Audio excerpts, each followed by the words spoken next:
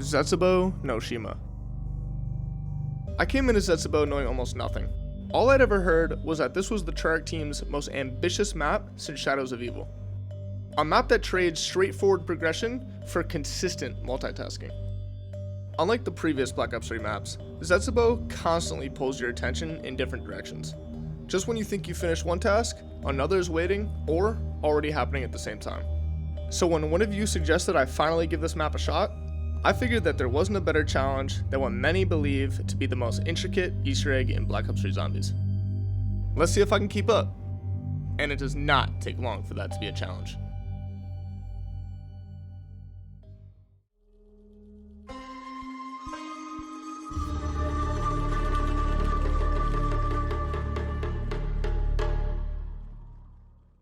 This map starts off fast with a lot to do. We check our first altar symbol, grab the bucket, and start racking up some points. We make our way over to the plinth holding the skulls, making a quick note of the challenges along the way. We grab our first skull and start our first ritual.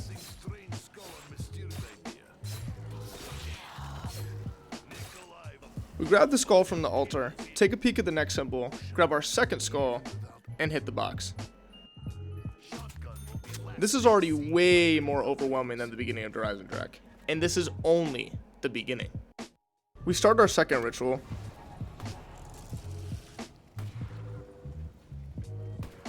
Get jumped. Grab the skull.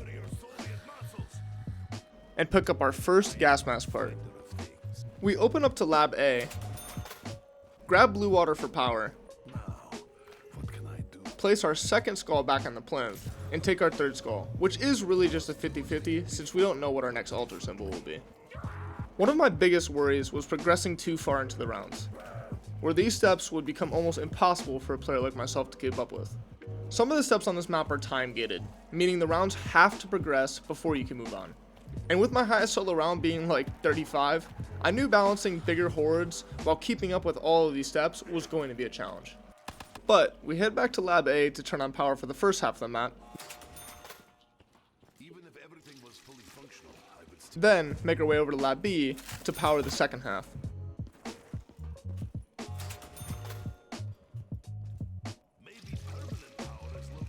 Finally giving us access to the bunker.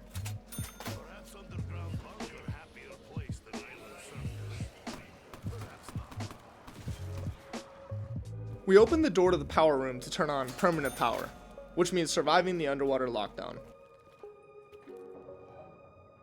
Luckily, anywhere but here lets us skip most of it. The lockdown's not bad or anything, it's just a small time saver. Once it's over, we head back down, fully restore power, and collect our first pack-a-punch part. And now for some collectibles. We start by grabbing the first and second shield part.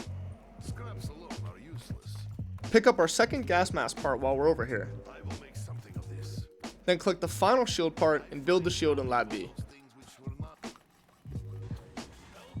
We check if our next altar is at docks, grabbing the final gas mask part and our first KT4 part. We head down to the KT4 room and cleanse our third skull.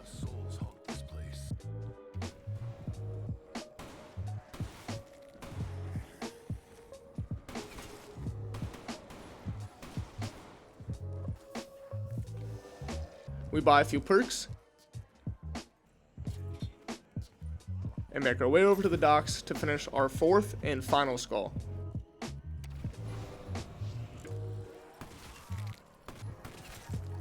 We place the final skull on the plinth, grab the rainbow water for the KT4 upgrade, and build our gas mask over at Lab A. Now for the skull of Ninsapwe. Once we completed all of our skulls, all that is left is to kill 20 keepers and grab our new special weapon. We head down to purple water to grab our second pack-a-punch part, and I swear I had to open like every single one of these cocoons to get this thing.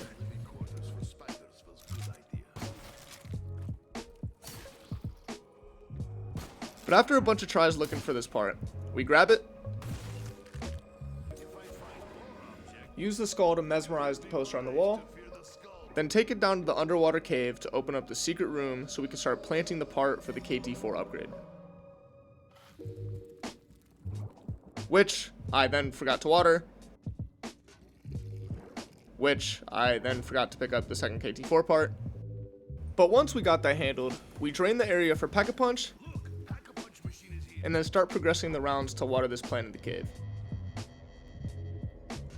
Using this time, I used the bulk of the round to work towards one of my challenges.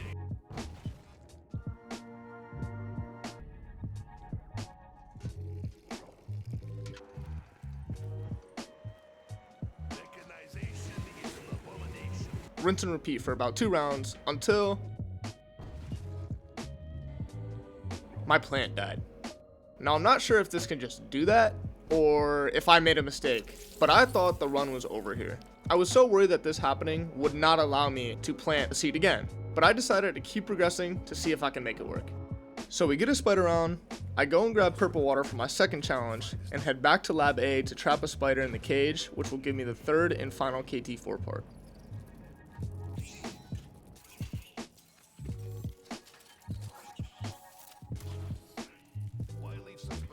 I plant a seed for my second challenge, and then head back to build the KT4.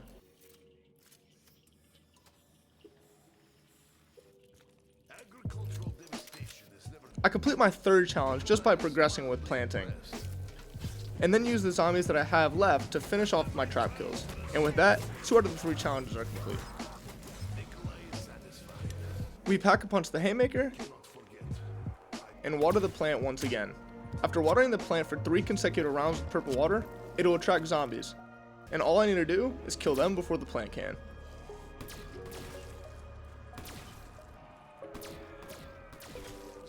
With all 3 challenges complete, lightning will strike, which I can harness into the shield and use it for the next part we need.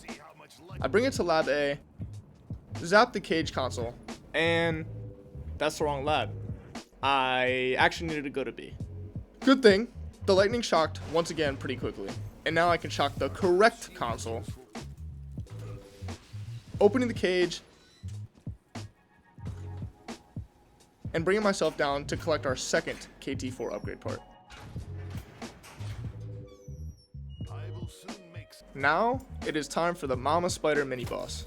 With 1 upgrade part completed, we need 2 more. One of those being the tooth of the spider. And with much hesitation, we go to take this thing out.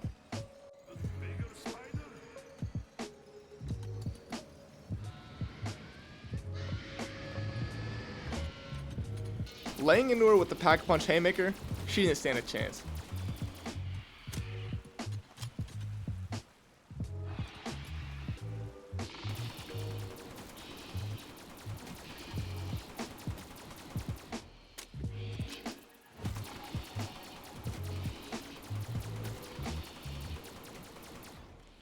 Mama Spider may have not been the fight I was expecting, but she went down swinging.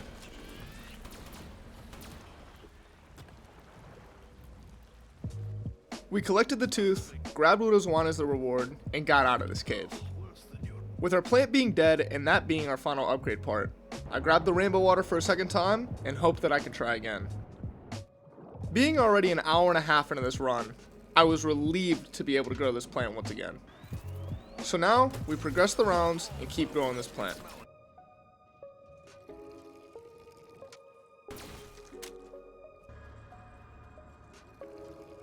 Once it's finally ready, we collect the last upgrade part and turn the KT4 into the Masamune.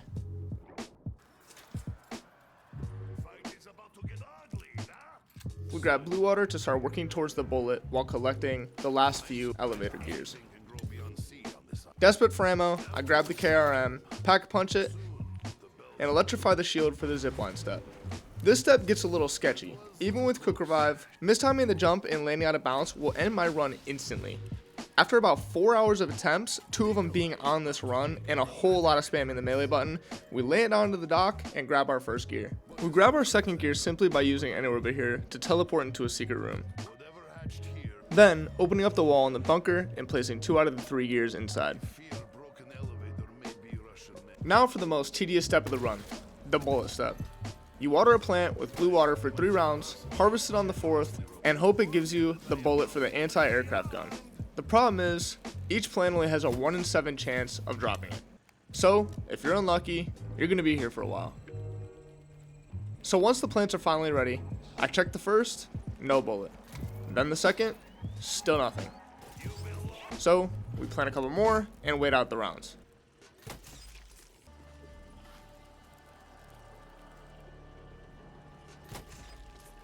Second attempt, and we finally get the bullet. We load the bullet into the gun and wait for our chance. As the plane comes flying towards us, all I can think is, I cannot miss this shot. The entire plant step for nothing, having to do it all over again. And with those thoughts,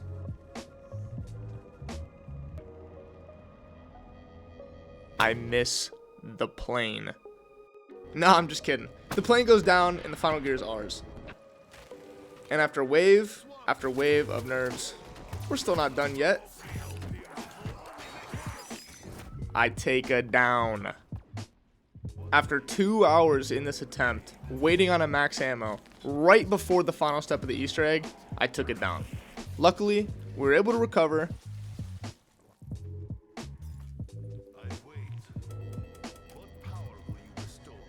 Make it to a spider round, and finally get that max ammo I've been waiting for. After everything we worked towards, it was finally time for the boss fight.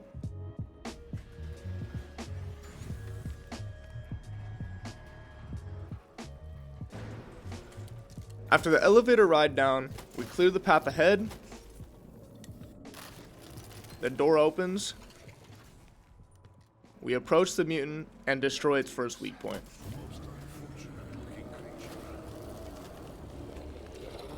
With barely any room to move, we somehow have to train zombies, spiders, and thrashers while waiting for each weak point to reveal itself. As more thrashers, zombies, and spiders spawn, the room somehow feels even smaller, forcing me to use my first in plain sight.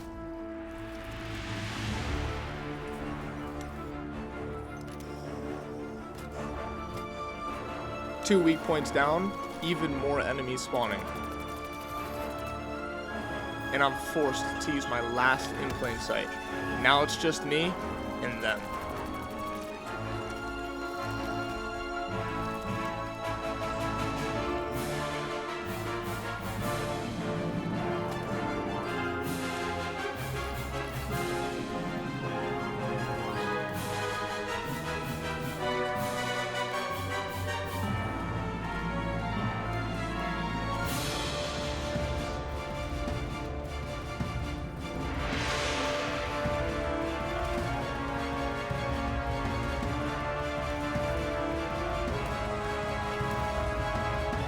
Three weak points down, and the worst happens.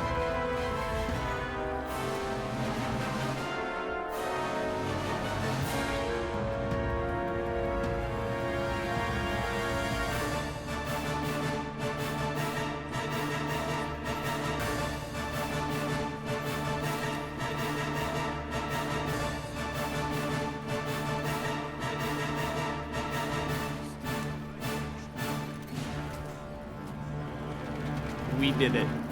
Setsubo no Shima is complete.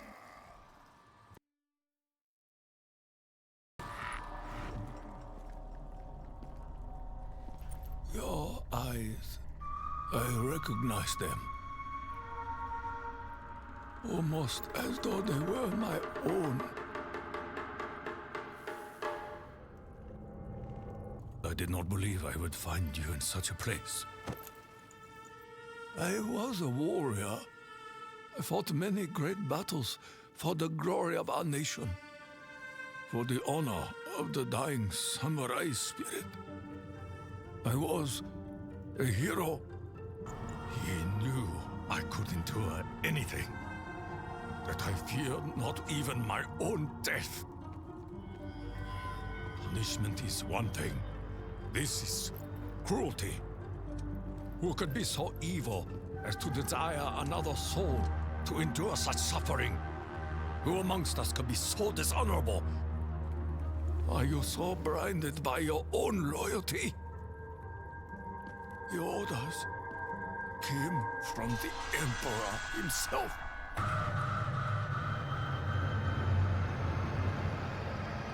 My life, my path, is built upon a lie. This realm may have been corrupted and consumed by evil, but we possess the power to change things. A better tomorrow is only possible if we blow away the ashes of the past. Will you be my kaishakunin? It is my honor.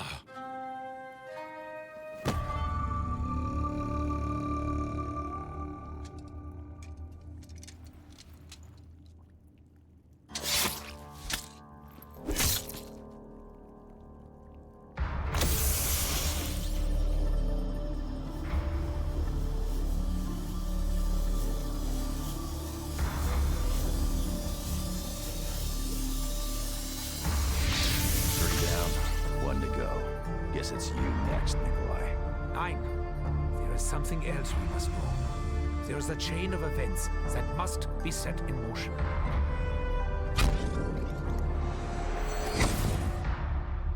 Call it our insurance policy, in case we don't like where we end up.